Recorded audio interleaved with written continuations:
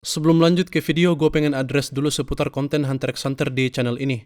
For your information, channel ini dibangun atas dasar variety konten akan seputar manga. Jadi, gue nggak bisa spesifik ngebahas full konten akan Hunter x Hunter, karena harus upload video jenis lainnya. Tapi di sini gue emang dari awal niat untuk jadiin series Hunter x Hunter hanya sebatas side konten doang, karena kebetulan gue emang ngefans berat sama manga satu ini. Jadi, gue nggak bisa janji bisa update atau upload cepat. Tapi tentunya gue akan tetap upload ngebahas apapun itu yang berkaitan dengan Hunter x Hunter. Jadi pastikan aja buat ngikutin channel ini, biar nggak ketinggalan video-video selanjutnya. So langsung aja, New Hunter x Hunter Chapter, The Birth of Spider, lahirnya Phantom Troop. Dibuka dengan panel pertama menampilkan jika pertunjukan panggung Chrollo dan kawan-kawan akan segera dimulai kembali. Tapi di sini sepertinya ada beberapa member yang belum datang, yaitu Franklin dan Nobunaga. Tapi biasanya mereka berdua emang muncul paling akhir. Namun tidak untuk Sarasa yang selalu siap sebelum 15 menit pertunjukan Clean Ranger dimulai, di mana yang lainnya mulai nampak gelisah sehingga Chrollo berinisiatif untuk mencarinya langsung. Lantas Sheila mengajukan diri agar ikut bersama Chrollo karena Sheila emang cukup dekat dengan Sarasa. Ini bisa dilihat di panel-panel pada chapter sebelumnya, dan Sheila emang tahu orang tua asuh dan tempat biasa Sarasa tinggal. Namun setelah semua member mulai mencari dan bertanya akan keberadaan Sarasa, belum ada kabar satupun kemana Sarasa pergi. Di sini Uvogin berasumsi berdasarkan pembicaraan mereka kemarin kalau Sarasa lagi mencari video tape di luar sana sendirian, dan kelihatannya ia emang belum kembali sejak saat itu. Lantas kekhawatiran member lain mulai meluap dan bingung dengan situasi yang mereka hadapi saat ini. Lalu di panel berikutnya ditampilkan Chrollo berdiri sendiri di atas panggung menghadap ke seluruh anak di dalam ruangan pertunjukan. Lantas Chrollo meminta maaf jika pertunjukan hari ini harus dibatalkan karena Sarasa yang harusnya bermain sebagai Ranger Orange menghilang sejak kemarin, dan belum ada satupun yang melihat Sarasa kembali. Di sini Chrollo menjelaskan kalau penculikan anak mulai meningkat akhir-akhir ini, dan meskipun Chrollo tahu akan situasi tersebut, ia malah membiarkan Sarasa pergi sendiri tanpa mempertimbangkan konsekuensinya. Chrollo sendiri merasa bertanggung jawab dengan apa yang terjadi dan mulai fokus untuk mencari Sarasa, makanya pertunjukan hari ini harus dibatalkan. Tapi di luar ekspektasi, seluruh anak-anak malah mengajukan diri untuk juga ikut mencari Sarasa, meskipun situasinya cukup berbahaya. Bahkan Uvogin dan Pinks mulai mengarahkan anak-anak lainnya kemana mereka harus mulai mencari. Di sini Pinks menyuruh Chrollo agar berangkat bersama Uvogin menggunakan sepeda motornya. Uvogin sendiri juga masih berpikir positif jika Sarasa mungkin hanya terluka dan gak bisa berjalan pulang. Lantas Chrollo terharu dengan perasaan dan niat yang dicurahkan oleh semuanya. Next, di panel berikutnya kita melihat proses pencarian dimulai. Terlihat Uvogin dan Chrollo menggunakan sepeda motor menyusuri lautan sampah. Lalu anggota serta anak-anak lainnya juga ikut mencari ke berbagai sudut tempat di Meteor City. Dan hari itu hujan deras turun tanpa hentinya. Setelah mencari ke berbagai tempat, akhirnya Chrollo bersama Uvogin mendapatkan petunjuk kalau mungkin letak Sarasa pergi mengarah ke Uga Forest, karena di dekat jalan menuju hutan tersebut mereka menemukan benda berupa necklace yang diduga adalah milik Sarasa. Lantas Chrollo semakin khawatir dan segera memanggil yang lain untuk mulai mencari di sekitar hutan. Di next panel, tampak raut wajah Chrollo blank layaknya terbangun dari mimpi buruk panjang. Sepertinya Chrollo tahu betul apa yang sedang terjadi. Di bagian panel tersebut, setelah semuanya berkumpul tepatnya di dalam Uga Forest, nampak sebuah bag of plastik tergantung di atas pohon, dan di bawahnya ada beberapa benda tajam seperti pisau, dan di samping pohon tersebut tertancap sebuah memo. Nampak yang lain juga mulai putus asa dan gak ingin mempercayai apa yang mereka lihat. Merasa syok dan takut, seseorang harus mengecek isi dari kantong tersebut. Di sini Chrollo bersama Uvogin maju untuk mengambilnya. Di dalam panel itu, Uvogin beberapa kali bertanya kepada Chrollo mengenai apa yang ditulis di dalam memo yang mereka lihat. Tapi Chrollo tidak merespon pertanyaan dari Uvo.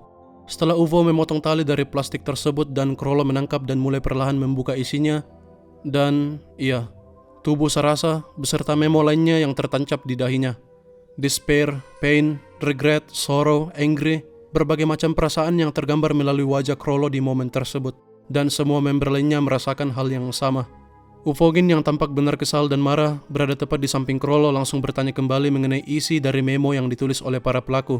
Beberapa kali Uvo terus menanyakan apa yang dituliskan di dalamnya, tapi Chrollo kembali menolak. Chrollo bersikeras dan tidak akan mengatakannya, even jika itu harus membunuhnya. Uvo kemudian melampiaskan kemarahannya dengan melempar Chrollo. Didorong dengan emosi yang meluap, Uvogin nampaknya akan langsung pergi mencari para pelaku. Di situ Machi menghalanginya dengan berkata apakah ia akan meninggalkan Sarasa. Machi yang memeluk erat tubuh Sarasa mengajak yang lain agar segera membawa pulang Sarasa kembali, karena sangat menyedihkan meninggalkannya sendirian di sini. Sarasa pasti benar merasa takut dan kesakitan. Dan iya, Hari itu, hujan deras turun tanpa hentinya. Di panel berikutnya, setelah beberapa waktu berlalu, kita kembali ke katedral, di mana proses pemakaman dilakukan. Nampak di sebuah peti tubuh Sarasa terbaring, seperti semula layaknya ketika ia hidup. Di sini Bishop menjelaskan kalau ini adalah embleming, sebuah teknik yang digunakan untuk mengembalikan kondisi mayat ke penampilan aslinya. Lalu sang Bishop berkata agar semuanya harus berterima kasih kepada Renko atas kerja kerasnya, di mana melihat kondisi tubuh Sarasa sebelumnya, Renko berhasil memulihkannya 100% dan bisa dikata ini adalah sebuah keajaiban. Lalu nampak anak-anak yang lain mulai menghiasi peti dengan berbagai bunga dan ornamen. Dan tidak lupa Uvogin memberikan videotape Clean Ranger sebagai kenang-kenangan terakhir mereka melihat Sarasa. Di sisi lain, Machi nampaknya tertarik dengan sosok wanita bergaun hitam, di mana Machi mengikuti Renko dan bertanya, apakah ia bisa belajar juga menggunakan teknik emblem tersebut. Tapi Renko menjawab tidak mungkin, ini bukan skill yang bisa diajarkan karena ini merupakan special ability yang dimiliki olehnya. Lalu Machi bertanya kembali, apakah special ability ini punya hubungan dengan sesuatu yang bersinar menyelimuti tubuh Renko. Dan Renko menatap ke arah Machi, sepertinya Machi mampu melihat aura miliknya, dan berkata kalau mata Machi yang indah membuatnya merinding. Di sini Renko memberikan tiket dan mengatakan jika Machi mendapatkan izin dari pengasuhnya, ia dapat berkunjung ke tempatnya secara gratis menaiki bus terakhir dengan menunjukkan tiket menuju Mist Forest Valley. Di scene tersebut Machi termenung, penasaran dengan perkataan Renko mengenai apa itu aura. Lanjut di panel berikutnya kita melihat Chrollo dan Uvogin berjalan pulang setelah mengunjungi tempat peristirahatan terakhir Sarasa. Dan di perjalanan kembali Chrollo meminta apakah Uvogin dapat menunggu selama 3 tahun. Di mana sebelum umur 14 tahun, Chrollo berjanji akan menyiapkan semuanya, mulai dari dirinya dan membuat sistem di Meteor City. Lantas Uvogin mengatakan kalau ia tidak akan menunggu dan hari itu juga akan pergi membalaskan dendam Sarasa. Chrollo menganggap berangkat sekarang adalah hal yang sia-sia karena mereka nggak punya info apapun. Dan bukannya Uvogin berjanji untuk keliling dunia bersama Chrollo. Tapi Uvo menganggap menunggu selama 3 tahun gak akan merubah apapun. Di situ Chrollo berkata 3 tahun yang akan datang semua akan berubah. Chrollo menjelaskan jika sekarang dunia berada di puncak revolusi komunikasi. Sekali infrastrukturnya tersedia, dengan speed of light seluruh orang dari penjuru bumi dapat terhubung satu sama lain. Lalu semua data, informasi mengenai sesuatu atau apapun akan tersedia dan dapat dilihat oleh seluruh dunia. So ya, Chrollo di sini menjelaskan sistem integrate atau lahirnya internet di dunia Hunter x Hunter. Lalu di panel selanjutnya, Uvo bingung dengan apa yang dikatakan Chrollo. Lalu Chrollo lebih jauh menjelaskan kalau para pembunuh merekam apa yang mereka lakukan. Di lokasi kejadian tersebut disetting sedemikian rupa untuk menyampaikan suatu pesan, yang mana serupa dengan peran role-playing mereka di panggung. Dan puntung rokok yang Chrollo lihat mungkin adalah spot pelaku memfilmkannya. Lantas jika orang-orang ini mendengar kalau ada kesempatan atau cara menunjukkan quote-unquote art mereka kepada dunia, pasti mereka akan melakukannya. Meskipun dunia di mana semua komunikasi berlangsung secara instan, tapi tentunya bakalan ada regulasi atau batas tertentu. Namun, kejahatan selalu mengintai dalam kegelapan, dan sama halnya para kriminal akan mencari celah atau loophole untuk menyalahgunakan teknologi baru ini. Di panel berikutnya, Chrollo berencana untuk membuat sendiri loophole tersebut dengan menjadikan Meteor City sebagai safe haven untuk tempat tinggal para kriminal.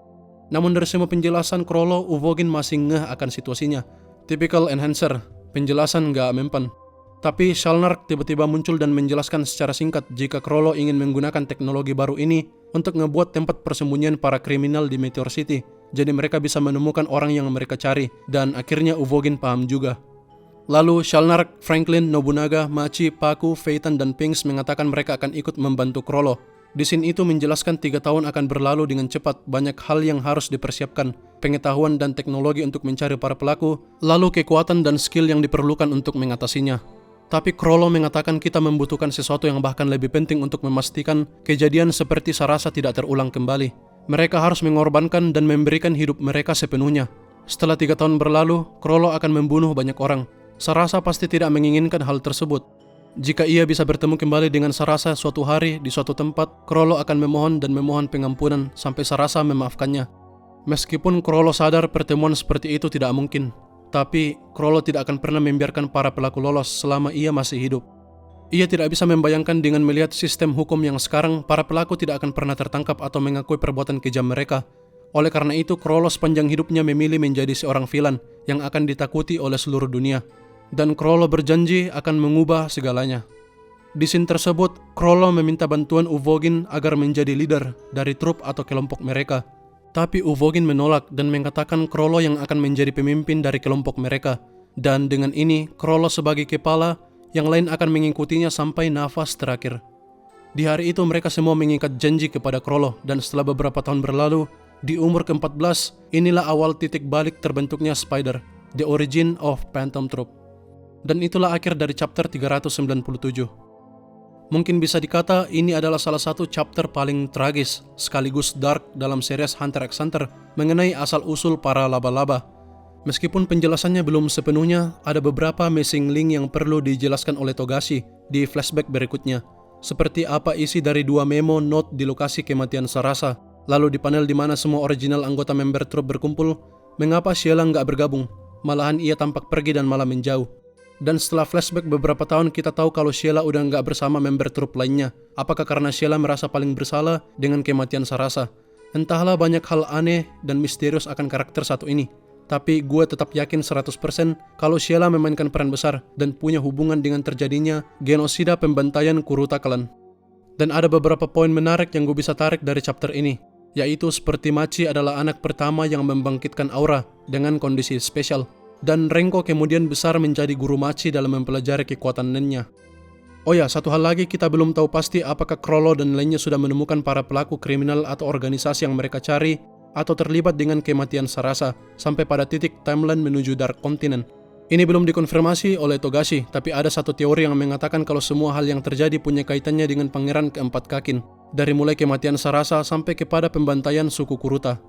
Tapi pembahasan spesifiknya mengenai mengapa Krollo memilih untuk menjadi villain, lalu teori keterkaitan Pangeran Keempat Kakin, beserta konten Hunter x Hunter lainnya akan gue buat di video tersendiri. So stay tune dengan channel ini.